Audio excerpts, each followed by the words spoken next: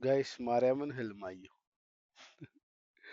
አሁን እንደ ኢትዮጵያ ሰዓት አቆጣጠር ከሌሊቱ 11 ሰዓት ከ45 ነው። ማለትም እዚህ እኔ ባለሁበት 5 ሰዓት ከ45 ማለት ነው። ሌሊት ነው፣ ገና አልነጋም።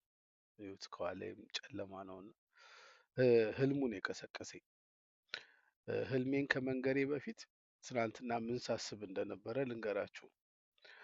በባለፈው ቻሌንጅ አዶናይ በጣም ሲጨናነቅ ነበር። አይታችሁት ከሆነ ጋይስ ደብሮኛል፣ ጨንቆኛል ምናምን እያለ በጣም ስትረስ ውስጥ ገብቶ ነበረ እና በዚህኛው ቻሌንጅ አዶናይ እንዳይጨናነቅ ምንድን ነው በቃ መደረግ ያለበት፣ ምንም አይነት የጭንቀት ስሜት ሳይሰማው እንዴት ነው የሚያልቀው የሚለውን በቃ ሳስብ ነበር እና ህልም አየሁ። ማርያምን የምሬን ነው። ህልም አይነገርም ግን እነግራቸዋለሁ። አንድ ትልቅ ሰው ኢትዮጵያ ውስጥ ትልቅ ድርጅት ያላቸው በኤስ ጀምሮ በኤን የሚጨርስ እሳቸው ለአዶናይ እየደውሉና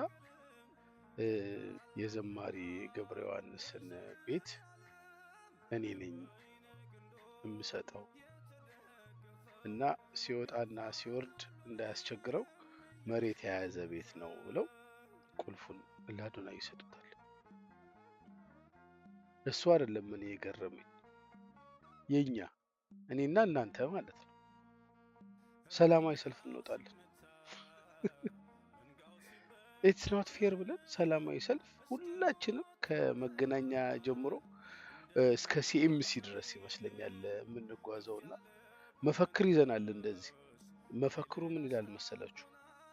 ተደብቀው የሚሰበስቡት በረከት አንሶት የኛን በረከት ጠቅልለው መውሰድ አይችሉም ይላል መፈክሩ።